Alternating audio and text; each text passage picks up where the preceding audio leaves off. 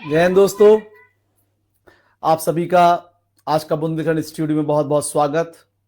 आज हमारे साथ जनपद ललितपुर के एक बहुत ही प्रतिष्ठित पत्रकार कहें या इन्हें पत्रकार जगत का पुरोधा कहें, यदि क्या कहें, क्योंकि जनपद ललितपुर में 1990 की शुरुआत की बात जब 92 आया तो उसमें एक ऐसे पत्रकार का उदय हुआ जिसने जनपद ललितपुर में अब तक लगभग आप मान के चलें अपने 33 वर्ष पत्रकारिता में दिए हैं। और एक ऐसे व्यक्ति जिन्हें अगर कहें श्री मां सरस्वती के पुत्र तो कोई अतिशयोक्ति नहीं होगी, क्योंकि इनका जो व्यापार रहा वो भी आप मान के चलिए किताबों से जुड़ा रहा, और किताबों से जुड़ा रहा तो इनके पास आईएएस लेवल के विद्यार्थी भी आए, आईपीएस लेवल के विद्यार्थी भी आए, और सभी तरह के ऐसे स्टूडेंट्स आए जिनकी कह सकते हैं कि आज पूरे भारतवर्ष में इनकी किताबें पढ़ पढ़कर आज वो भारत देश का नाम पूरी दुनिया में रोशन कर रहे हैं। तो आज का बुंदेलखंड स्टूडियो में हमारे साथ हैं श्री राहुल जैन जी। राहुल जैन जी, आपका बहुत बहुत स्वागत, अभिनंदन। आपको भी बहुत बहुत साथ। और राहुल जी, भाई साहब की जो पत्रकारिता है ऐसे समय से चली आ रही है जब पत्रकारिता की एबीसीडी शायद लोग नहीं जानते थे, तो इनका सफर कैसा रहा इस बारे में इनसे चर्चा करने वाले हैं। साथ ही साथ झांसी ललितपुर की चर्चा करने वाले हैं, और चर्चा करने वाले हैं आज के परिवेश में पत्रकारिता का मापदंड क्या है और पत्रकारिता कैसे की जाए। तो राहुल जी, सबसे पहले आपसे ही पूछना चाहते हैं कि आपका ये सफर कैसे प्रारंभ हुआ, ये सब आप हमारे दर्शकों को बताना चाहें, और आपको सभी लोग देख रहे हैं। जी सर। सबसे पहले मैं आज के बुंदेलखंड के एमडी श्री धर्मेंद्र जी का मैं बहुत बहुत आभार कि आपने हमें आज अपने स्टूडियो में विशेष समय लेकर हमें बुलाया। सभी को साधुवाद, आपकी पूरी टीम को साधुवाद। जी सर। और मैं बताऊं आपको कि जीवन में एक हर व्यक्ति की ललक होती है। मुझे पढ़ने लिखने का प्रारंभ से ही बहुत शौक रहा जी। उस समय जब हमने ये काम शुरू किया था तो किराए की किताबें हम दुकान से लाते थे और उनको पढ़कर और थोड़ा थोड़ा सीखते थे। और उसके पूर्व जब हम लगभग होंगे 8 साल के, तो नगर पालिका की ओर से एक राशि टंडन एक पुस्तकालय संचालित होता था। हाँ जी बिल्कुल, जो अभी गेंदालाल पेट्रोल पंप के बगल में पहले था। अब वो पत्रकार भवन के हमारे ठीक पीछे पहुंच गया है। जी जी। तो वहां पे हम अखबार पढ़ते थे सारी, जनयुग, हिंदुस्तान, तमाम, और जागरण, मध्य देश, भास्कर, ये सब आती थी, और भी कुछ आती थी। तो ये अखबार हम रोज पढ़ते थे। वहां हम देखते थे कि सैकड़ों की तादाद में लोग लाइन में रहते थे कि अब ये अखबार हम पढ़ लें, अब हम पढ़ लें। समय बीता, बड़े हुए, थोड़े लगने लगा। तो उस समय हमारी दुकान पर, जो अब नहीं है, आदरणीय भाई साहब मुरारी लाल जैन जी जी बिल्कुल, वो हमारी दुकान पर किताबें लेने के लिए अक्सर आया करते थे। प्रदीप भाई साहब भी आती थी। मतलब जो ललितपुर की हम क्रीम कहें, जिन्हें जो पढ़ने लिखने के साथ साथ राजनीतिक चर्चा करती थी, तो उन लोगों को वो आती थी। तो उनसे हमें बहुत कुछ सीखने को मिला जी। तो हमने हमने 1982 में, सॉरी 1986 में जी 12/7/86 को हम जनसत्ता की एजेंसी लाए दिल्ली से। 1986 में जी 86 में हम जनसत्ता की एजेंसी लाए। उसका पूरा ग्रुप था, इंडियन एक्सप्रेस था, फानिस एक्सप्रेस था, और उनकी 3-4 और मैगजीनें थी। स्क्रीन पेपर आता था उस समय बॉम्बे से। जी बिल्कुल। तो उनको हम अपनी दुकान पे आने लगे, और मुरारी भाई साहब, प्रदीप चौबे भाई साहब, इन लोगों की मदद से ललितपुर में पूरा जो है अखबारों की गिराक बनी जी। तो जनसत्ता भी उस समय बड़ी हम गौर से पढ़ती थी। उस पढ़ने से हमें लगा कि यार हमें भी पत्रकारिता करना चाहिए। 1986 में आपको लगा जी?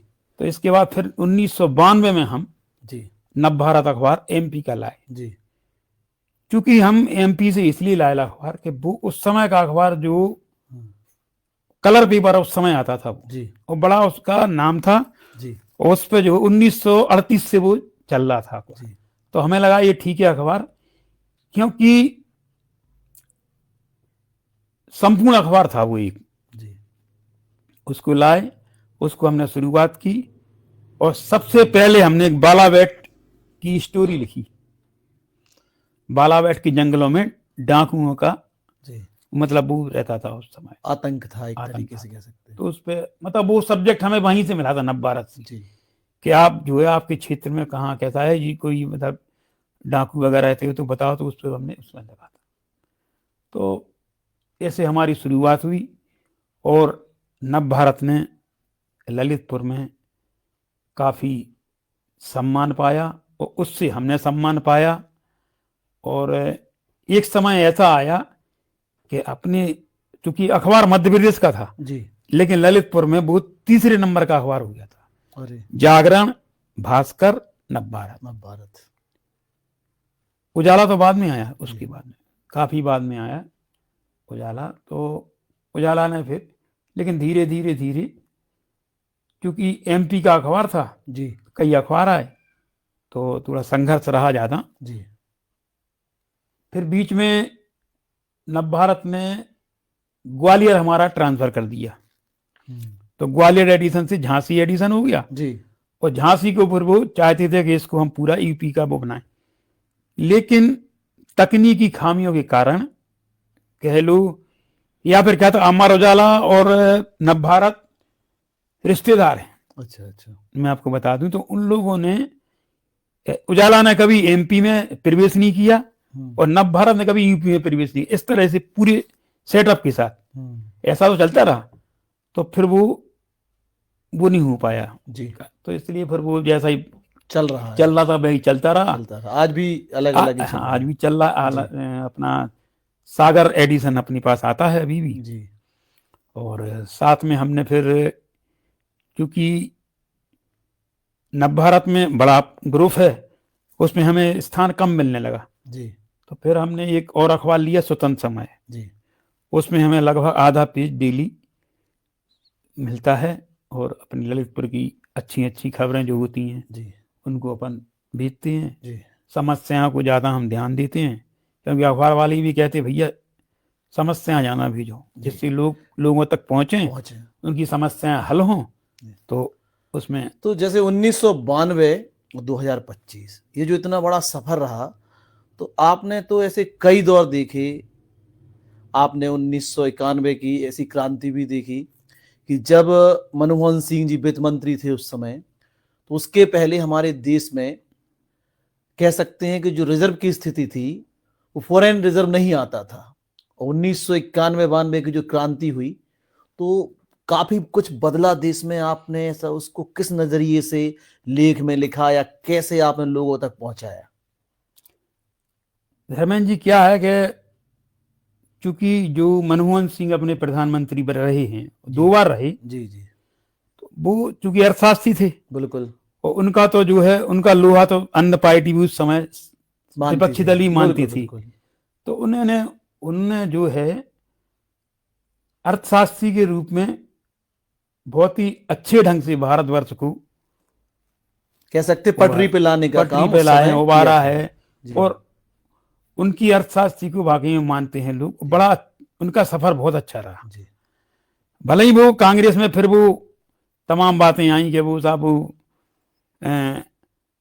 रबर स्टैम्प हो गए, वो तो अब प्रधानमंत्री हैं लेकिन चलती उनकी सोनिया जी की चलती, लेकिन ये सब उससे मतलब नहीं है। लेकिन देश को उनने काफी जो है अर्थशास्त्र के बहुत आगे बढ़ाया, बहुत आगे बढ़ाया। उसके बाद आपने देखा कि किस प्रकार हमारे भारत देश ने बाबरी विध्वंस भी देखा। भारतीय जनता पार्टी की इस देश में एक एंट्री भी देखी। उसके बारे में अगर आप कुछ बताना चाहेंगे। उस दौर में अखबार ही एक ऐसा माध्यम था जिससे हमें और हमें हमारे सभी दर्शकों को कुछ ना कुछ जानने को मिलता था कि आखिरकार इस देश में क्या चल रहा है। तो बाबरी मस्जिद बहुत ज्वलंत मुद्दा रहा उस समय, और उसके लिए जो आज वर्तमान में हमारी सरकार चल रही है मोदी जी की, उन लोगों ने उसको सॉल्व किया है, कैसे नहीं सॉल्व भी किया, और शांति अटल जी के सानिध्य में, अडवाणी जी के सानिध्य में कितने उन लोगों ने रैली निकाली। बिहार समस्तीपुर में लालू नियम को गिरफ्तार किया, बिल्कुल। इधर पे उमा भारती और तमाम अपनी सिंघल जी, तमाम इतने बड़े बड़े उस समय के जो नेता थे वो भेष बदल बदल कर वहां पहुंचे, जो यादगार रहा।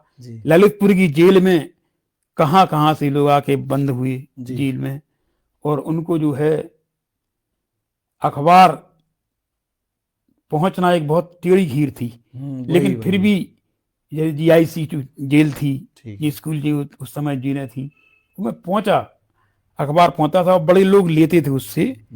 और मुलायम सिंह ने अपना काम किया था उस समय, उनने अपनी पार्टी चमकाई, लेकिन आज उनने जो किया उनके सामने है।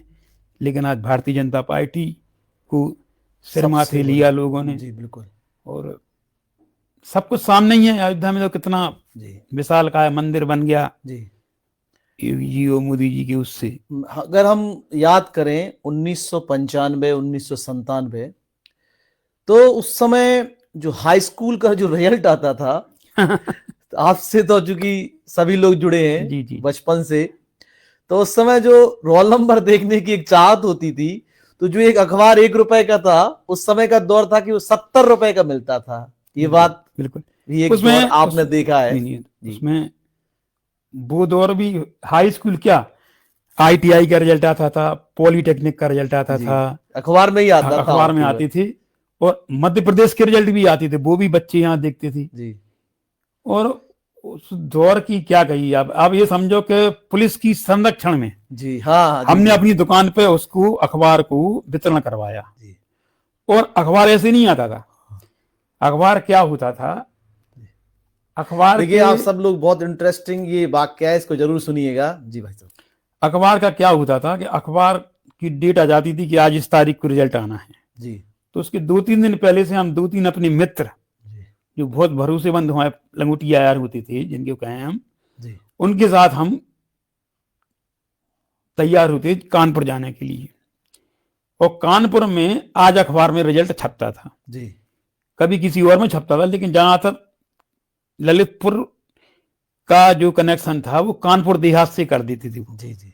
उस समय वो आज अखबार में बंसीधर अशोक मिश्रा जी थी, प्रसार व्यवस्था पर, उसकी भी हमारे एजेंसी थी अखबार। बिल्कुल। तो हमने जो है उस अखबार में आता था, तो हमारे झांसी में वैरायटी बुक हाउस वाले भाई साहब हैं दीवान जी, आजकल वो कनाडा में हैं, तो उनके घर रुक जाती थी। फिर उस समय मारुति बेन सबसे अच्छी गाड़ी मानी जाती थी, तो वो हम लोग किराए पे लेते थे, उससे हम लोग जाते थे कानपुर। 3 दिन रुकना पड़ता, 2 दिन, तो इसलिए वो अखबार की कीमत ज्यादा हो जाती थी। 1 रुपए का तो नहीं, लेकिन हाँ 8-10 रुपए का अखबार होता था। और हम लोग वहां से को मान लो हमने 300 पेपर लिए, तो हम क्या करते थे, जैसे ही कानपुर देहात शुरू हुआ अखबार जो है देने दे दिया, प्रारंभ हो जाता था। हाँ, और दे दिया उनको, किसी से 50 ले लिए, किसी से 100 रुपए ले लिए, जैसा जिसने दिया, तो अपना गाड़ी का खर्चा निकाल आया और अपने खर्चे निकाल आए। और टाइम से ललितपुर, प्राथमिकता ये रहती थी कि अपना अखबार ललितपुर टाइम से आ जाए। ललितपुर टाइम से आया। फिर उसमें एक और कहानी होती थी कि साहब हमें झांसी का रिजल्ट देखना, तो झांसी वालों को अलग अखबार देती थी, अखबार दिया जाता था। बिल्कुल। उनने कहा उरई का चाहिए, तो उरई वाला अलग ले लेती थी, उरई का लंबा दिखाती थी। वास्तव में उस दौर में जो है उससे सब कुछ कमाया हमने रिजल्ट के माध्यम से। और नवोदय का रिजल्ट भी आता था अखबार में। बिल्कुल। उसको भी अखबार तो एक ऐसी चीज है जो उस जमाने से लेकर आज भी कहते ना कि यार अखबार में बात छप जाए तो बहुत बड़ी बात है, तो वो आज भी कायम है। पत्थर की लकीर गजट मानी जाती थी, नजीर हो जाती थी कोई बात हुआ। एक बार की हम बताएं आपको कि अपने जिलाधिकारी थे नितिन रमेश गोकर्ण जी। उस समय हमारे प्रेस क्लब के अध्यक्ष रहे पहले संतोष शर्मा जी। जी।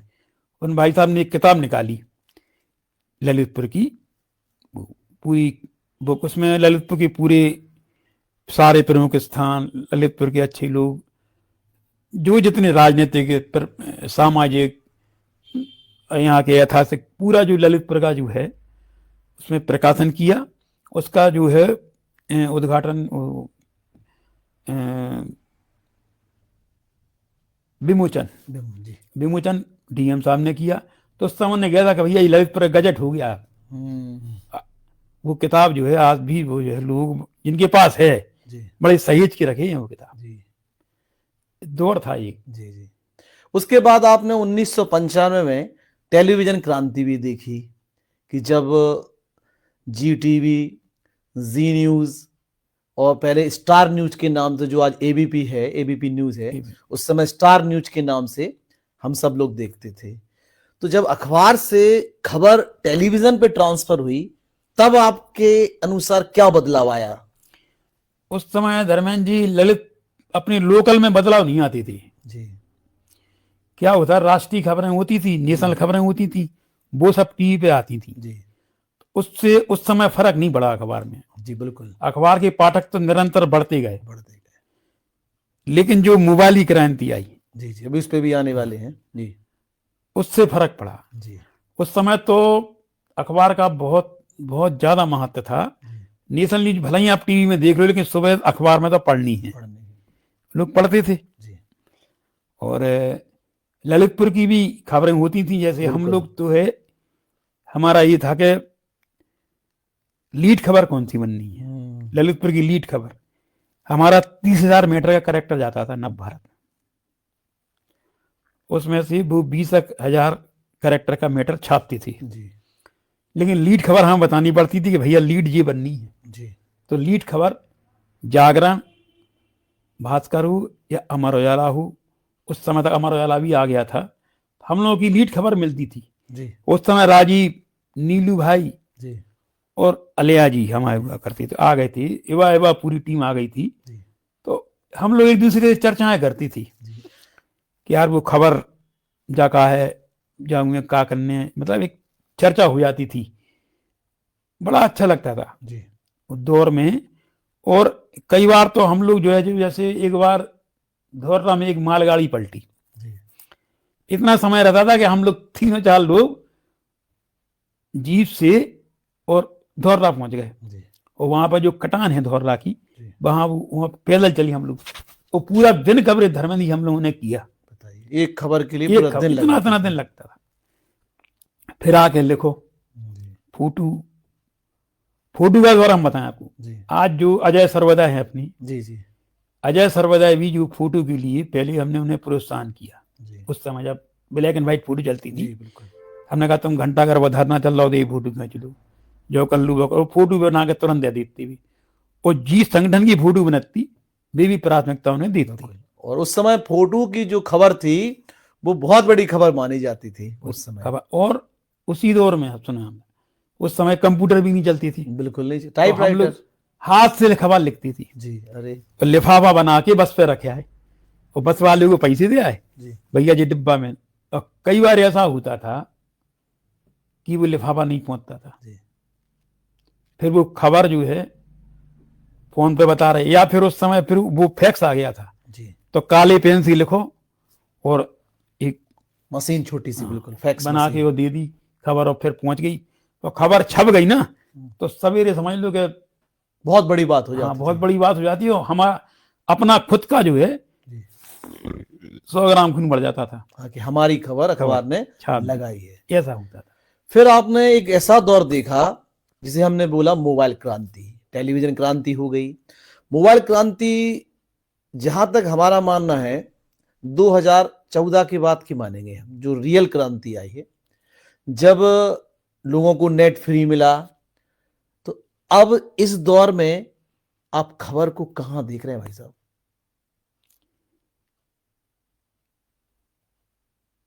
जो भी संगठन है या जो भी नेता हैं, जो भी सामाजिक कार्यक्रम कर रहे हैं, या शासन प्रशासन, खबर तो वो बना के देता है जी। खबर की चाहत है कि हाँ प्रिंट मीडिया हो, प्रिंट मीडिया हो, और छपती भी है। सारे अखबारों की कटिंग सूचना कार्यालय में जाती हैं, मतलब वो कटिंग करते हैं, सब दिखाते हैं जिलाधिकारी को। लेकिन कहीं ना कहीं इस मोबाइल क्रांति ने अखबार के संसाधन को डैमेज कर दिया। ये आप देखना 5 साल बाद और ज्यादा दिक्कत आएगी। आज हर अखबार वाले खबरों को ये कहते कि हमें दोपहर में भेज दो खबर। आप कोई बड़ी खबर है, जैसे अभी डॉक्टर वाला घटनाक्रम हुआ था, फर्जी डॉक्टर भी पकड़े गए थे अपनी, तो उसमें हम लोगों को दोपहर में कवरेज करके भेजना पड़ा था। तो उनने जो है उसको अपने हिसाब से बना के और ऑल एडिशन भेज दिया जी। अखबार में छपेगी, लेकिन उनने पहले। तो हर अखबार की 2 तरह की अब काम हो गए। एक तो अखबार प्रिंट मीडिया भी है और इलेक्ट्रॉनिक मीडिया से भी वो सहारा ले रहे हैं आजकल। इलेक्ट्रॉनिक के साथ साथ सोशल मीडिया का भी सोशल मीडिया पे जाने लगी। हर आदमी चाहत है कि सोशल मीडिया पे हमारी खबर आ जाए, चाहे वो सत्य हो या असत्य हो। बिल्कुल सही बात। अब वो खबर तो देखो होती तो सत्य है जी, लेकिन अब उसको देखने का नजरिया है हमारा। बिल्कुल भाई जैसे किसी के अपन ने कुछ अंग्रेज लिख दिया तो वो अब नाराज हो जाएगा जी, और किसी के पक्ष में लग गया तो वो गरीब बात है, बहुत कुछ हो जाएगा।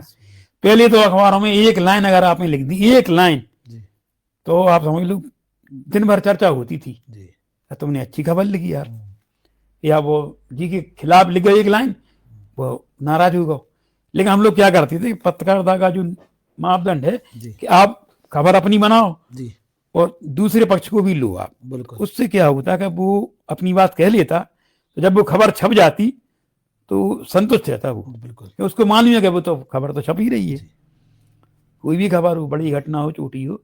लेकिन आजकल के हमने देखे नए युवा पत्रकार हैं, वो एक तरफा लिख देते हैं जी, फिर उन्हें थोड़ी सी दिक्कत हो जाती है। ऐसा नहीं होना चाहिए जी। प्रेस क्लब में हमारे राजीव बबेले अध्यक्ष जी हैं जी, बढ़िया काम चल रहा उनका। लेकिन हमसे कई बार हमने कहा जी, जैसे कभी कोई चर्चा हुई, बैठक हुई, तो उनसे कहा हमने, भैया एक बार एक नए पत्रकारों के लिए वो अपन बनवा दूं, क्लास चलवा दूं एक युवा पत्रकारों के लिए कि कैसे खबर लिखें। अगर खबर को आप लिख रहे तो हमें क्या कमी हो समझाओ जी। जैसे हम लोगों को बताएं आप कि 12 में जब खबर भेजते थे हम जी, धर्मेंद्र जी, उस समय खबर गई और अगले दिन कम से कम 4 विज्ञप्ति वापस आएंगी हमारी लिखी। बिल्कुल। उनमें लाल निशान आई, किसी पे आपने जी ऐसा लिख दिया, ऐसा। तो सीखे हम लोग जी, हम लोगों को वहां सिखाया जाता था, कब कोई गलती नहीं होती। तो ये दौर जो है हमेशा याद रहेगा, क्योंकि इतिहास में तो लिखा ही गया है किस तरह प्रिंट मीडिया, फिर सोशल मीडिया, फिल्म मीडिया आई, चैनल आ गए। लेकिन चैनल में एक बात और हम बता दें जी, चैनल में आप देखना, कोई भी चैनल हो जी, सब चैनल एक एक खबर को कई बार रिपीट करते हैं। तो रिपीट करने से क्या होता है कि खबर जो है, दर्शक बोर हो जाता है, वो सोचता है कि चैनल चेंज करो, हमें जो है खबर एक ही नहीं सुननी है। तो एक खबर को आप 20 बार दिखाएंगे बिल्कुल, वो उससे कहीं ना कहीं दर्शक का आक्रोश हो जाता है, बिल्कुल क्षण के लिए जी, जी, और वो जो है चैनल चेंज कर दिया तुरंत। अब पता चला कि उस चैनल पे भी वही खबर आ रही। तो यहाँ पर हमारे राहुल भाई साहब का कहना है कि पत्रकारिता किस प्रकार 1986 से प्रारंभ करते हुए 1992 में सक्रिय पत्रकारिता में आए, और उन्होंने टेलीविजन क्रांति भी देखी, उन्होंने मनमोहन सिंह जी का दौर भी देखा, अटल जी का दौर भी देखा, और वो मोदी जी का दौर भी देख रहे हैं, योगी जी का भी दौर भी देख रहे हैं। और राहुल जी का कहना है कि आज की जो पत्रकारिता है उसे कहीं ना कहीं एक ट्रेनिंग की जरूरत है। उनका साफ शब्दों में कहना है कि जो नवयुवक पत्रकार हैं, उनको अपनी लेखनी में काफी सुधार की आवश्यकता है। साथ ही साथ उनका मानना है कि कहीं ना कहीं इलेक्ट्रॉनिक मीडिया भी आज सोशल मीडिया का सहारा ले रही है अपनी खबरों के लिए, क्योंकि आप देखें टेलीविजन पर जो खबरें प्रसारित होती हैं, इलेक्ट्रॉनिक मीडिया में कहीं ना कहीं वो आप सोशल मीडिया पर उनको जरूर देखते हैं, क्योंकि आपके पास इतना समय नहीं होता है कि आप घर पर बैठ के टीवी के सामने उस खबर को देखें। तो कहीं ना कहीं सोशल मीडिया पर जो खबरें आ रही हैं उसे हम नजरअंदाज नहीं कर सकते हैं। अब बात करते हैं भाई साहब से, आज के दौर में जो पत्रकारिता हो रही है उसको भाई साहब किस नजर से देखते हैं, जो आज 2025 में पूरे भारतवर्ष में, पूरे उत्तर प्रदेश में, पूरे मंडल में, पूरे जनपद ललितपुर में वो पत्रकारिता को आपकी जो पार की नजर है वो कहां पर देखती है?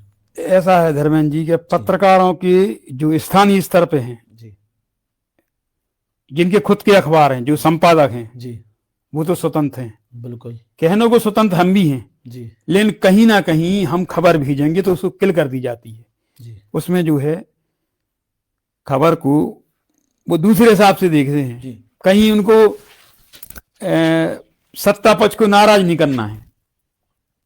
सत्ता पक्ष को नाराज अगर कर देंगे वो तो कल के दिनों में दिक्कत हो जाएगी। जी, तो कहीं ना कहीं खबर को वो बैलेंस बना के चलती है। जी, लेकिन ये बात पाठक नहीं समझ पाता। जी, पाठक समझ नहीं पाता कि जी खबर कैसे, लेकिन कहीं समझ भी जाती है। तो ये दौर जो है चल रहा है, हम कुछ भी हित दें, कहीं ना कहीं लोकतंत्र के चौथे स्तंभ कहा जाता है, सब बात है, लेकिन सब बातें गौण हो रही हैं।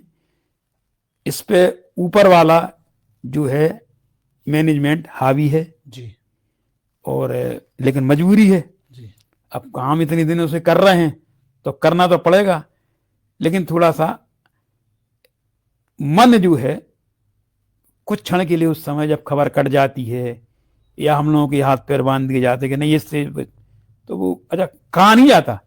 वो तो खबर जब कट जाती है तो समझ में तो आती है कि क्यों कट गई है। हाँ, क्यों कट गई, जी। तो कट जाती खबर। तो ऐसा हो रहा है।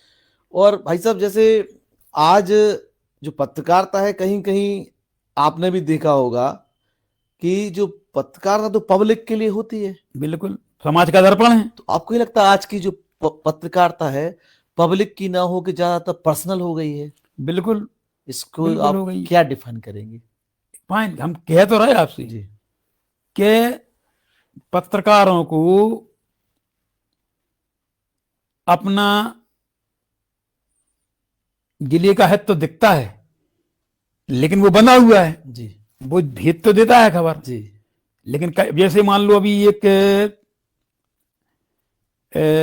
3-4 महीने पहले एक साहू जी ने आत्महत्या कर ली थी, जी, उनकी खबर चली, जी, लेकिन उनको जो है प्रारंभिक तौर में सत्ता पक्ष का उतना वो नहीं मिला, और पार्टी भी आई, साथ नहीं मिला। हाँ, और पार्टी भी आई, उन लोगों ने उनके लिए कहा, हम ये घोषणा की, वो घोषणा, तमाम घोषणा की।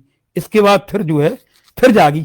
जी, यहाँ के जो स्थानीय जिला अध्यक्ष रहे, विधायक जी रहे, सब लोग पहुंची, लेकिन शुरू में नहीं पहुंची। जी, यहाँ तक कि हमारे नगर अध्यक्ष भी इसी समाज को बिलोंग करते हैं, वो भी नहीं पहुंचे शुरू में। अब क्या करें, कुछ कह नहीं सकते, जनता समझदार है, वो सब समझ रही, लेकिन अब क्या करें, मुंह बंधा है। तो आपके अनुसार आज की पत्रकारिता कहीं ना कहीं पब्लिक से जुड़ी ना होकर पर्सनल हो गई है, कि जिसकी मतलब कहते नहीं है कि जितना बड़ा नाम उसके लिए उतना लोग काम कर रहे हैं। काम तो करेंगे, लेकिन पब्लिक से तो जुड़ी है, बिना पब्लिक के तो पत्रकार है ही नहीं है। जी, क्योंकि वो समाज का दर्पण है। जी, भाई हमारे मोहल्ले में नाली खराब है जी, या लाइट नहीं आ रही, अब वो हम ही को, भाई साहब पत्रकार साहब यार नंबर लगाओ एलडीओ को, लाइट नहीं आ रही आज। जी, ऐसी छोटी छोटी बातों को भी आम पब्लिक पत्रकार का सहयोग चाहती है, बिल्कुल चाहती और है। ऐसा नहीं है, पत्रकारों का सहयोग पूरा मिलता है। जी, बड़ी आप देखना खबरें जो है हमारे अखबार, क्या और अखबारों में भी देखो आप, अखबारों में हम कोई खबर भेजें सामाजिक समस्या को लेकर तो बड़ी खबर छपती है। वो कहते हैं मोहल्ले के 2 लोगों के वो भी लू, वर्जन लू, बिल्कुल। उससे खबर में जान आ जाती है। जी ऐसा नहीं है, बगैर पत्रकार कुछ भी कर ले, ऊपर वाले कुछ भी कर लें, लेकिन बिना पब्लिक के सहयोग के वो पत्रकार नहीं, अधूरा है। अधूरा है। यानी कहीं ना कहीं पत्रकार को पब्लिक की खबर पे फोकस जरूर करना होगा। नहीं करता ही है, करता नहीं, करता ही है। लेकिन भाई साहब हमें थोड़ा ऐसा लगता है कि मैं यहाँ पर सबकी नहीं कह रहा हूँ, हाँ, कुछ का तो मैं कह सकता हूँ कि कहीं ना कहीं मुद्दे नहीं वो कहीं हित देखते अपने। वही वही जैसे मान लो कोई समस्या वाली खबर है, जैसे रोड की खबर है, तो वही जैसे हम आपको बताएं कि इलाइट के पास जी 70 मीटर की सड़क थी, जी उसका एक हमारे साथी हैं महेंद्र पुरोहित, वहां पर आए, जी बोले भाई साहब चला थोड़ा ईओ साहब से बात करनी है। जी चलो, वो भी मैटर पहले से लिख के लाई थी। गए, ईओ साहब ने ज्ञापन लिया, उस पर ऐसा नहीं है अभी बहुत सारा काम हो गया उस पर, अब यही शासन से बजट आएगा, ओवर रूट का काम लग जाएगा। मतलब वो उनकी बैठक में अभी वो प्रस्ताव डलने वाला है, बता रहे थी। जी तो ऐसा नहीं है। अब क्या है कि 70 मीटर की लगभग खबर है, जो लाइन है रोड की वो खराब है, वो डली नहीं है, माँ की डल गई। तो तो ये तो मतलब ये अजीब बात है, अजीब बात है, हो जाता। लेकिन तो ऐसा नहीं है, खबर छपी, ज्ञापन दिया, सारे अखबारों में प्रमुखता से वो खबर छापी थी और उनका काम हो रहा, वो बहुत प्रसन्न है। तो पब्लिक के बगैर तो कुछ है ही नहीं है। भाई साहब जैसे कई बार देखा गया होगा कि कहीं ना कहीं कुछ अधिकारियों की, जैसे कहा जाता है कि मैनेज कर दिया जाता है पत्रकारों को, ये एक शब्द आपने भी कई बार सुना होगा। ये आखिरकार क्या है, ये मैनेज कर देना और खबर को दबा देना?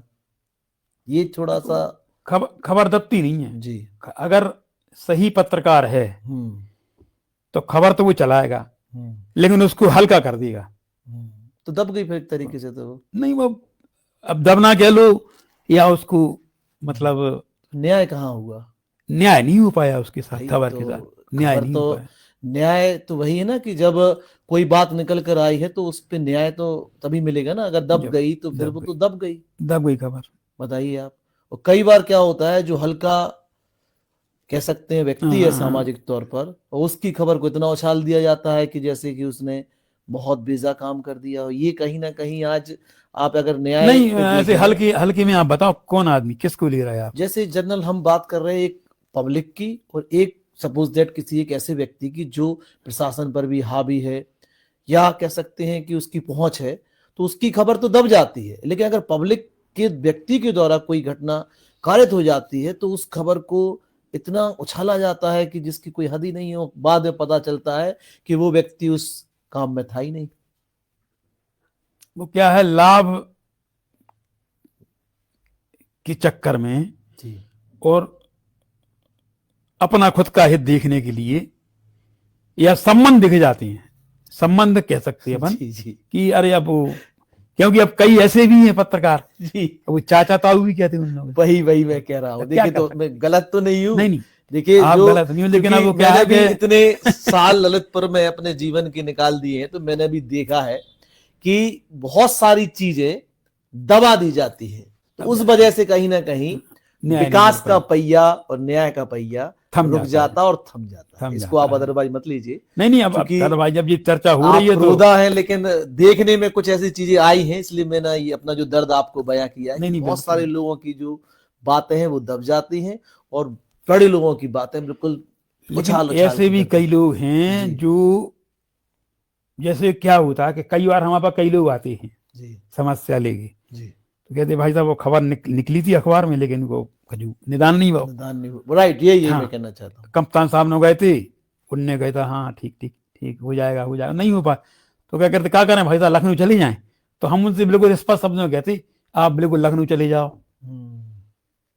अपनी पूरी समस्या लेके और योगी जी से मिलो जी, वो आपको निदान करेंगी जी, तो चले जाती जी। तो बस यही कहने का मतलब है कि खबर वही जिसका असर भी हो, और वह जो खबर हो वो न्याय के लिए हो, लोगों की कह सकते हैं कि विकास के लिए हो। अब भाई साहब बात करते हैं, आपके पत्रकारिता से इतर एक विकास जो आप देख रहे हैं जनपद ललितपुर में, जी पूरे मंडल में, पूरे उत्तर प्रदेश में, तो आपकी पारखी जो नजर है पत्रकारिता की, उसे आप उस विकास को आज क्या नाम देंगे आप? ये पूरा जो आपकी नजर में विकास है या नहीं है, या किस प्रकार विकास आज के दौर में चल रहा है 2025 में, 26 में, सॉरी 26 में। जी, 25 भी करो, 26 से शुरू हुआ शुरू अभी। हुआ है, राइट। विकास तो देखो, हम आपको बताएं कि जैसे राजीव गांधी का हमें ये दौर याद आता है। जी वो कहते थे हम 1 रुपए विकास के लिए भेजते हैं जी आपके जिले में, और वहां पे 85 पैसे पहुंचते हैं। जी वो जो लोगों की सोच है उसको बदलने का वर्तमान शासन बहुत प्रयास कर रहा है, लेकिन वो कहां तक सफल है वो तो वो बताइए खुद। लेकिन काम तो हो रहा है। जी बिल्कुल। जैसे इस समय हम देखते हैं कि सबसे अगर काम हो रहा है तो रोड के लिए हो रहा है। जी नितिन गडकरी जी जो हमारे हैं जी वो बहुत काम करते हैं। उनने सब जगह देखो आप, तमाम फ्लाई ओवर ब्रिज, अपनी ललितपुर में भी देखो आपका देवल ऊपर डल गया है। बिल्कुल। अभी ये बानपुर वाली वहाँ उसका बहुत डल सारी, रहा है। बहुत रोडों का जाल एक तरीके से। हाँ, अब आप किसी भी गांव में जाएंगे तो आप ये नहीं कह सकते हैं कि यार वहां पर हमारी गाड़ी खप जाएगी, आप रोड पे जा सकते रोड पे हैं। जा ये रहे तो हैं। बात कहीं ना कहीं तो इसको सच्चाई है। वो अपना काम अच्छा कर रहे हैं। जी इसी तरह योगी जी के लोग, मोदी जी के नेतृत्व में योगी जी दोनों लोग अपना बढ़िया, और वहां से पैसा तो आ रहा है। जी और जैसे अभी अपने ललितपुर के लिए 6 करोड़ रुपए आया है, जी मान लो विकास के लिए। अतिक्रमण हट रहा है, उसके लिए हमारे जिलाधिकारी महोदय पूरा प्रयास कर रहे हैं, नगर पलगाई टीम के साथ काम भी कर रहे हैं। अब क्या है कि लंबे समय से लोग जमे हैं जी तो उनका कुछ टूट फूट हो रही तो उन्हें दुख तो होता ही है, कोई भी व्यक्ति हो, बिल्कुल। लेकिन वो कागज के हिसाब से करवा रहे हैं। जी कागज लाओ भैया, देखो कितने हमारी ये है उतने हो रही। तो विकास तो हो रहा है। अच्छा, विकास के लिए पैसा कहां से आ रहा है? हमें तो एक हमारी नजर में एक बात आ रही है, जी सबसे ज्यादा पैसा जीएसटी से आ रहा है। जी जीएसटी में आप देखो, अभी झांसी में जीएसटी में एक हाँ, बहुत बड़ा अब कांड वो हुआ है। हो आपको गया। तो हमें तो ये लगता है कि झांसी में क्या कई जगह पूरे उत्तर प्रदेश में हो सकता है, कोई अतिशयोक्ति नहीं है। सेटलमेंट बड़ा 100 करोड़ की रिश्वत मांगी गई, हाँ। मतलब एक सुनने में भी बहुत अजीब बात लग रही है। अच्छा धर्मेंद्र जी, और रिश्वत मांगी गई गोल्ड में, गोल्ड में। कि गोल्ड में रिश्वत चाहिए।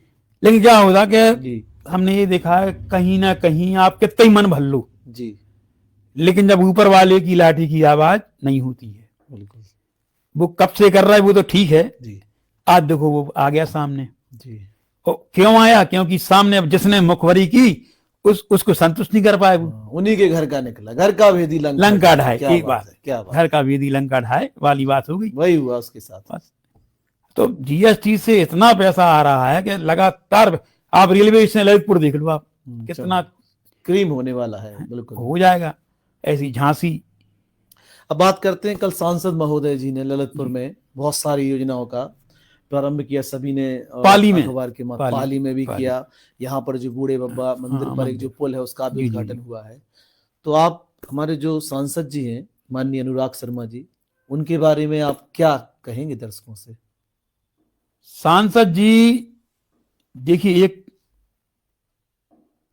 बहुत बड़े उद्योगपति हैं जी, और उनके लिए मेरी नजर में सांसद जी कोई बहुत बड़ी बात नहीं है। बिल्कुल।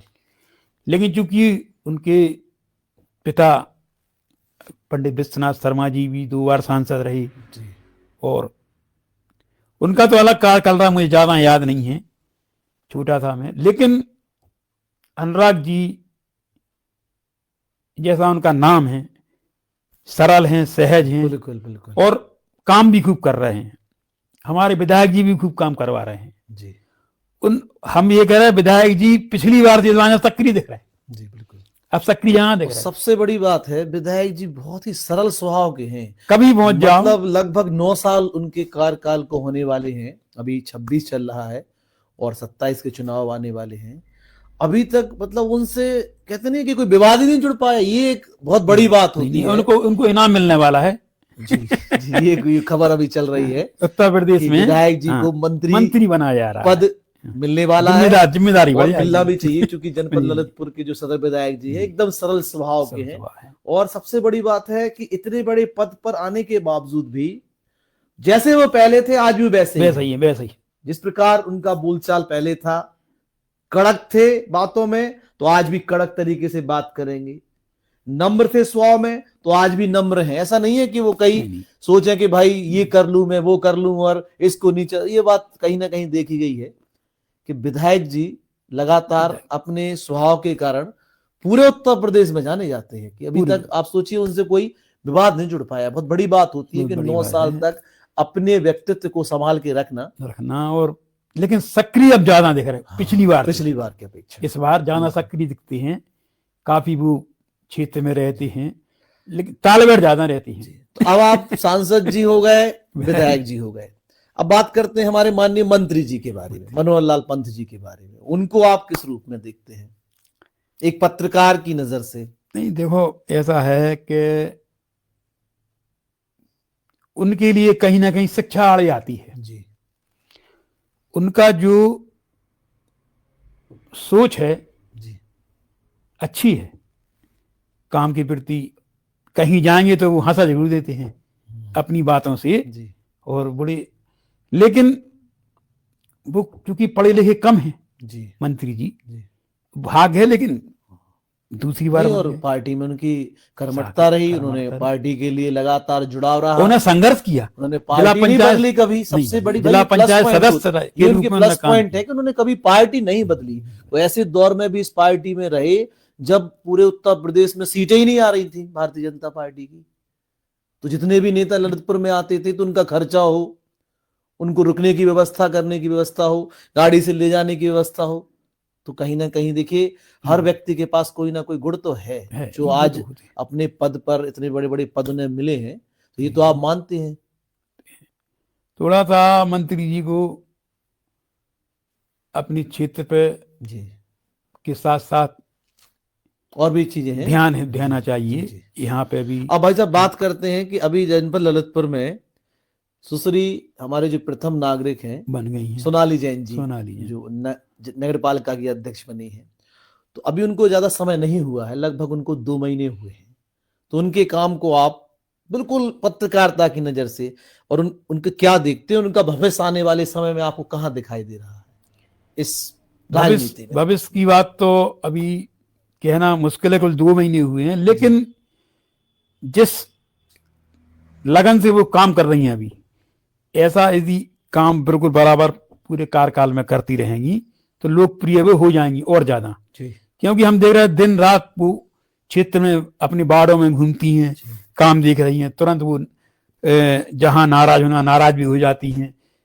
और काम तो बहुत अच्छा, जो भाई नगर पालिका के कौन से काम है, साफ सफाई अच्छी हो जाए, बिल्कुल लाइटें ठीक हो जाएं, और ये छोटे छोटे काम हैं, लेकिन ये बहुत बड़ा रूप ले लेती है। लेकिन आपको पता है कि नगर पालिका अगर वास्तव में व्यवस्थित ढंग से काम करती है तो ये इतना बड़ा काम है कि कहते नहीं है कि ये चमक ये दमक ये तुमसे ही है। अगर देखा जाए तो नगर पालिका चाहे ना तो पूरे नगर ललितपुर को चमका सकती है, चमका सकती कहीं ना कहीं उनका विजन दिखाई दे रहा है। हाँ, दिखाई दे रहा है, और वो उनकी है, वो सपनों को पूरा करेंगी अपना। क्योंकि इससे पहले हमारी जो नगर पालिका भाभी जी, वो उनकी थी सरला जैन जी, तो वो चूंकि मुश्किल से शपथ लिए, उसके महीने 2 महीने बाद ही वो गंभीर बीमारी की वजह से, तो उस समय, लेकिन फिर भी हमारे जो भाई मुन्ना भाई साहब थे वो करते रहे काम। लेकिन उतना सपना जो अधूरी रहे उनके काम की, जो जैसे अभी हम चाहेंगे कि जैसे अपना जो कंपनी बाग है आगे वाला हिस्सा, उसमें हम देखते हैं कि काफी जो स्वाद जायसवाल के समय काम निर्माण हुए थे वो टूट गए हैं। उनको भी अपनी वो डायरी में लिखें और उनको काम को भी देख करवाएं। लेकिन आप ये पक्का मान के चलिए भाई साहब, इसको आप हम अतिशयोक्ति नहीं कहेंगे, कहीं ना कहीं जब श्री सुभाष जायसवाल जी नगर पालिका अध्यक्ष थे, तो जनपद ललितपुर ने बहुत ही विकास के काम देखे हैं। देखिए इस बात में आप काम किए हैं, उन्हें ऐसा नहीं है, उन्होंने लगातार काम किए उनने हैं। बहुत काम किए हैं जी। और तो क्योंकि अब देखा जाए तो अभी जितना याद आएगा तो उनसे ही इनका देखा जाए तो टक्कर है काम करने के मामले में। टक्कर क्या, वो तो देखो जी लड़ भिड़ के और शासन से बजट लाओ और काम कराओ, वो स्थिति कई बार देखा गया है कि यहाँ पर नगर पालिका रिपीट नहीं होता है। आप अगर देखें कई वर्षों से बहुत कम ऐसा हुआ है कि नगर पालिका की जो अध्यक्ष की जो सीट है फिर से कोई नगर पालिका अध्यक्ष। लेकिन धर्मेंद्र जी बहुत छोटे थे, लेकिन सुनते थे कि डॉक्टर शादीलाल दुबे जी अपनी जो हुआ करते, अभी की बात करें पिछले 20 सालों की लगभग, मतलब उनका जो वो तो नहीं है, लेकिन उनके कार्यकाल को हर अध्यक्ष याद करता है, पब्लिक याद करती, वो कहते यार डॉक्टर साहब जैसा कौन। तो नगर पालिका में सुडीली जी भी रहे अपने डॉक्टर साहब, फिर अपने नीलम सिंह बनवा, रमेश खटीक जी रहे। रमेश खटीक ने एक अच्छा काम करते थे कि वो उनने जो है सारे मुक्ति धामों का जीर्णोद्धार कराया। बिल्कुल। अभी ये सोनाली जैन भी लाइट वाले पे गई थी एक दिन काम करवा के, देखी साफ सफाई व्यवस्था, क्योंकि बहुत खराब स्थिति में रोड जो है बहुत खराब है। तो ये वास्तव में ये जो है जो सोनाली जैन का जो कार्यकाल है जो मिला है इन्हें, जी इसको अगर वो इसी रफ्तार से करती रहेंगी बिल्कुल तो काफी लोकप्रिय हो जाएंगी और वो आने वाले समय में रिपीट भी हो सकती है। भाई साहब इतनी चर्चा हुई तो अब कहीं ना कहीं हम लोग बात कर लें विपक्ष की, क्योंकि बिना विपक्ष के किसी भी लोकतंत्र में हमें नहीं लगता है कि सब ठीक हो सकता है। तो आज विपक्ष को अब कहां देखते हैं? जैसे हमारे उत्तर प्रदेश में 2027 के चुनाव आने वाले हैं और 2024 में पीडीए ने बहुत शानदार परफॉर्मेंस दिया है। आप इसको कहीं ना कहीं नजरअंदाज नहीं, बिल्कुल नहीं कर सकते हो। अखिलेश जी अभी देखा जाए तो इस पूरे माहौल में उत्तर प्रदेश में एक उभरते हुए सितारे हैं। बिल्कुल है। अब 2027 आने वाला है तो आप विपक्ष देखा जाए तो हमारे उत्तर प्रदेश में केवल समाजवादी पार्टी ही, लेकिन उन समाजवादी पार्टी और कांग्रेस दोनों ने मिलकर लड़ा था ये चुनाव। नहीं बिल्कुल नहीं, तो लेकिन सबसे मतलब एक बात देखी जाए, जो एक पीडीए नारा उन्होंने दिया था तो 24 में तो वो सफल हो गए। अब जो 27 में जो पीडीए को आप कहां देखते हैं? क्योंकि अब 26 हो गया है और जहां तक है दिसंबर 2026 में आचार संहिता लग जाएगी, क्योंकि 25 दिसंबर को आचार संहिता लग जाती है। तो वो देखो वो तो आप ये समझ लो कि जो सत्ता पक्ष है वो पूरी दम लगाएगा। बिल्कुल। और अभी इस समय आप बताएं यूपी में लगातार वैकेंसी निकल रही है। बिल्कुल लगातार निकल रहे हैं। अभी उनने पुलिस की निकाली, फिर पुलिस की निकाल दी, इसके बीच में भी होमगार्ड निकाल दी, अभी फिर लेखपाल की निकाल दी। तो ये 27 तक वो कुछ ना कुछ, इसलिए कि भाई बेरोजगारी मुद्दा बहुत बड़ा होता है जी, तो इसको वो केस नहीं करने देंगी पीडीए को जी, ऐसा हमें लग रहा है जी। क्योंकि जगह ने, लेकिन एक कहीं ना कहीं खामी ये आ रही है, जैसे अभी शिक्षा विभाग का काम वो सही नहीं हो पा रहा। शिक्षा विभाग में जैसे प्रवक्ता के पद की जो वैकेंसी है कई खाली, 4 बार जो है अभी वो 4 बार उनका पेपर हुआ, वो लीक हो गया जी। और उसके लिए एसटीएफसी लग जाती है तमाम, उसको उन्हीं के आदमी रहते हैं जी। कहीं अब इस बार वो पीए था उनका, बताइए अब जी इससे क्या हो रहा कि गलत संदेश जा रहा है। गलत संदेश तो जा ही रहा है, साथ में जो युवा वर्ग है वो उनकी एज निकल रही, बिल्कुल वो बेरोजगारी फैल रही, तो उनका आक्रोश किस पे आएगा? सत्ता पक्ष पे। तो 2027 में आप अखिलेश जी की जो पार्टी को है कहां पर देख रहे हैं? एक पत्रकार की नजर से, चूंकि आप इतने अनुभवी रहे इस फील्ड में, कुछ कमाल दिखा सकते हैं? कमाल वो दिखाएंगे, हम क्या कह रहे हैं आपसे, पूरा प्रयास करेंगे वो जी, लेकिन वो कहां से सफल होते जी वो बताएं। ये उनकी नीति पर डिपेंड करता है। क्या है कि जो क्योंकि मात्र अब 10 महीने रह गए हैं अगर अभी क्या है, सबसे ज्यादा क्या है कि जो पीडीए ने सफलता प्राप्त की है, अब उसका सत्ता पक्ष भी विश्लेषण कर रहा है कि हमने कहाँ गलती की, किस चीज पे क्या गलती की, कहाँ कितने वोट थे, हम कम रहे, ज्यादा रहे, कहाँ कैसा, तो ये सब वो अब सुधारेंगे गलती, बिल्कुल, तो वो गलती सुधारेंगे सही कह रहे हैं और आप। इनको और बहुत आगे शानदार बढ़ना है। बात। देखिए इसलिए कितनी थोड़ा सा शानदार बात है कि पीडीए सफल जरूर रहा है 2024 में, लेकिन कहीं ना कहीं हमारे जो मुख्यमंत्री जी हैं और उनका जो संगठन है भारतीय जनता पार्टी का, वो कहीं ना कहीं उसकी काट ढूंढने के लिए ये जो 2.5 साल उनको मिल गए हैं, ये सही कह रहे हैं, गेम चेंजिंग वाले साल है उनके लिए। होते हैं। क्योंकि हमें नहीं लगता है कि योगी जी से जो भी गलती 24 में हुई होगी हाँ, वो 27 में उसको करेंगे दोबारा से। करेंगे। तो ये बहुत रोचक लड़ाई 2027 की रहेगी, उत्तर प्रदेश में देखने को वो मिलने वाली मिलेगी। है। और सबसे बड़ा प्रदेश है सबसे बड़ा प्रदेश, और देखा ही है आपने कि अगर प्रधानमंत्री बनता है तो यूपी से। उत्तर प्रदेश की उत्तर- पूरी नजर है पूरे नजर है। भारतवर्ष की उत्तर प्रदेश के चुनाव पे। लेकिन इस चुनाव में 27 के चुनाव में जो अभी 24 के चुनाव में जी सांसदीय वाली में जो अयोध्या की सीट गई भाजपा की, इसमें काफी शक्ति में रही। बहुत बड़ा जी, एक उनका उलटफेर था। बिल्कुल भाई साहब, इतना बिल्कुल। शानदार मंदिर बनाया, सब कुछ किया, सब हाँ, ये लगे तो थे। एक तरीके से समझ नहीं यार बात को। तो पब्लिक का मूड समझ में नहीं आता, हाँ। पब्लिक कहाँ क्या कर दे, जी पब्लिक पे पूरा डिपेंड है। जी, तभी कहीं ना कहीं ये विकास की जो रफ्तार पकड़ी है, चलिए पब्लिक को तो फायदा ही है इससे। ये फायदा तो तो है, कह रहे कैसे ही हो विकास हो, विकास क्योंकि होना चाहिए। आम व्यक्ति को क्या चाहिए है?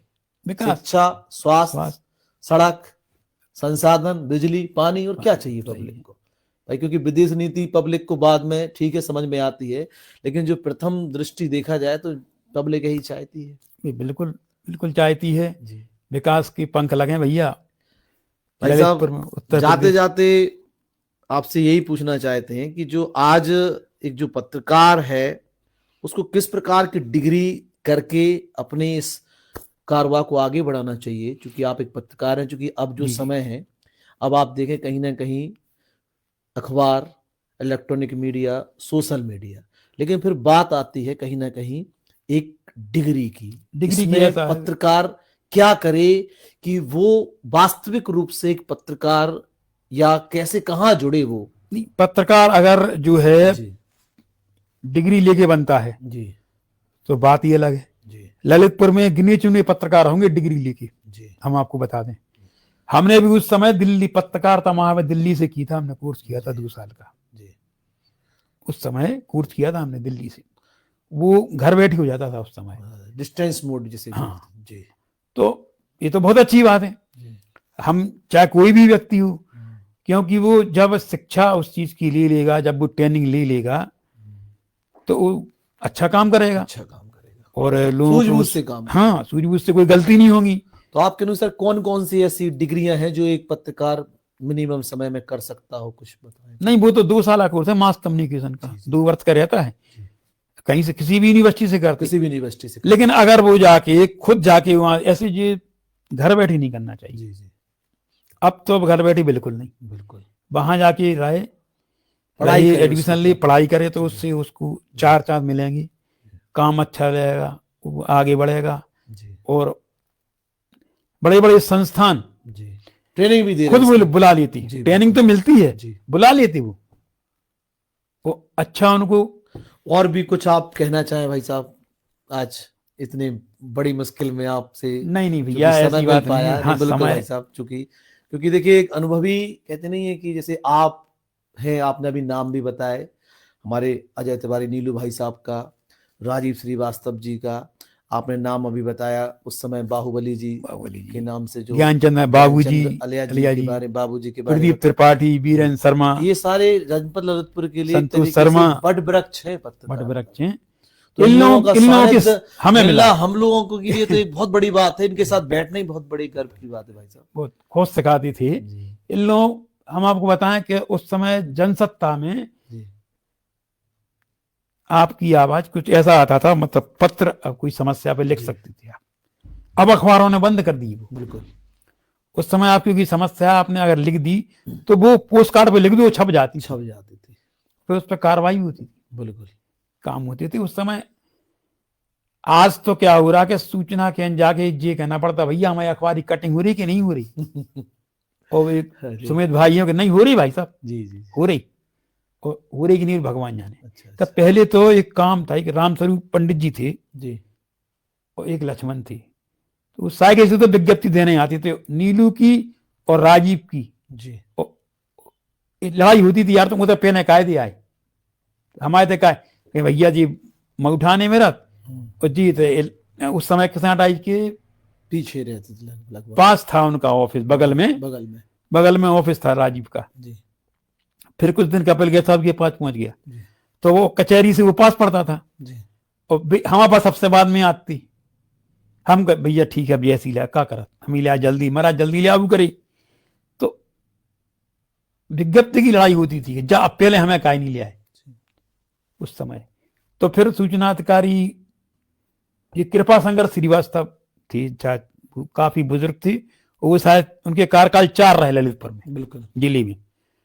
तो उनने कहा भैया एक काम करो आधी विज्ञप्ति तुम ले जाओ आधी शहर की तुम ले जाओ, ये समय से पहुंच जाए कि हम लोग क्या तुरंत श्रीवास्तव जी देखिए साहब आज हमारी विज्ञप्ति अब नहीं छपे, तो ऐसे कह देते थे नहीं छपे जी में जल्दी आ जाए, क्योंकि बोलना पड़ता था उस समय कंप्यूटर आ गए थे। भाई साहब जाते जाते आज के युवाओं को कोई मूल मंत्र आपका जो गांठ बांध के रखें लोग सभी? युवा वर्ग के लिए हमारी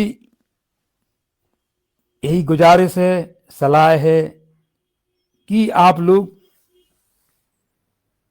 अपनी जो भी आपको काम मिले किसी भी काम को छोटा नहीं समझना चाहिए, हर काम को ईश्वर की देन समझना चाहिए और उसको अच्छे से करना चाहिए, लगन से करना चाहिए कभी भी। और युवा पीढ़ी को नशा से दूर रहना चाहिए, गुटखा बिल्कुल नहीं खाना चाहिए जिससे कि उसका स्वास्थ्य अच्छा रहे, क्योंकि आप जब गुटखा खाएंगे तो आपका दिमाग भनभना जाएगा और आप काम कोई कर रहा हूं अरे थोड़ा सा गुटखा खा लें पहले फिर काम करें, ये चीज नहीं होना चाहिए। तेज गाड़ी नहीं चलाना चाहिए। हम आपके चैनल के माता धर्मेंद्र जी लोगों से पूरे जिले से अपील कर रहे हैं कि आप चलती हुई गाड़ी में मोबाइल प्रयोग ना करें। कई बार घटना घट जाती हैं, मोबाइल से के कारण गिर गया मोबाइल, आपका 10-20 हजार का मोबाइल भी टूट गया और हो सकता है चोट भी आ जाती है। तो मोबाइल को युवा वर्ग को कम से कम चलती में मोबाइल, अगर आपका बहुत जरूरी कॉल है भैया गाड़ी साइड में खड़ी कर लो, अब मोबाइल चला लो, बात कर लो, फिर आगे बढ़ लो। नहीं अब ऐसा मोबाइल लगा चलिए जा रहा हो बस तो क्या मतलब। तो युवा वर्ग से हमारी यही है। और मंदिर जाए या ना जाए युवा वर्ग अपने माँ बाप को मंदिर समझे, अपनी माँ बाप की सेवा करे, अपनी माँ बाप की इज्जत करे, क्योंकि बड़ों से उसको बहुत आशीर्वाद मिलेगा। ये हमारी यही सलाह है। और धर्मेंद्र जी बहुत बहुत नहीं सर आपके लिए बहुत बहुत धन्यवाद। आप आए ये बहुत हमारे लिए खुशी की बात है। तो आप सब ने आज ये पूरी चर्चा जरूर सुनी होगी उम्मीद करते हैं। और आज हमने सत्ता पक्ष की बात भी की, आज हमने विपक्ष की बात भी की, आज हमने पत्रकारिता के जो पुरोधा रहे उनके बारे में भी बात की, आज हमने राहुल भाई साहब के पूरे जीवन वृत्तांत को भी सुना कि कैसे 1986 से एक बालक ने किताबों से प्रेम किया, अखबारों से प्रेम किया और कैसे 1992 में सक्रिय पत्रकारिता में आए। और जब सक्रिय पत्रकारिता में आए तो उस समय दौर था लेखन का, उस समय दौर था टाइपराइटर का। उसके बाद कैसे इलेक्ट्रॉनिक मीडिया ने इस पूरी पत्रकारिता की सिस्टम को बदला, कैसे इंटरनेट की दुनिया ने पत्रकारिता के इस पूरे सिस्टम को बदला। लेकिन कहीं ना कहीं पत्रकारिता आज भी कायम है, जनता के मुद्दे उठाने के लिए। सत्ता पक्ष और विपक्ष की कौन सी बात पब्लिक को पसंद आ रही है उसको उठाने के लिए और कौन सी बात पसंद नहीं आ रही है उसको उठाने के लिए। तो पत्रकार कहीं ना कहीं एक दर्पण की तरह बीच बीच में, जो भाई साहब ने बताया है, सत्ता पक्ष को भी आईना दिखाने का काम करता है और विपक्ष को भी दिखाने का काम करता है कि आप कहां चूक रहे हैं, आपसे क्या गलती हो रही है। तो कहीं ना कहीं श्री राहुल जैन भाई साहब के अनुसार आज जो कोई भी पत्रकार या पत्रकारिता है वो केवल और केवल जनता के कारण ही है। तो आज भाई साहब आपने समय दिया, स्टूडियो में, उसके लिए आपका बहुत बहुत धन्यवाद, बहुत बहुत साधुवाद। आपका भी। और आप सब इसी तरह जुड़े रहें। अगली बार आपको फिर किसी एक ऐसी हस्ती से मिलवाते हैं जो अपने क्षेत्र में महारत हासिल किए हुए हैं, जो अपने क्षेत्र में ये चीज सिद्ध कर चुकी है कि हाँ, मैंने भी इस जनता के लिए कुछ किया। आप सबका बहुत बहुत धन्यवाद। जय हिंद दोस्तों।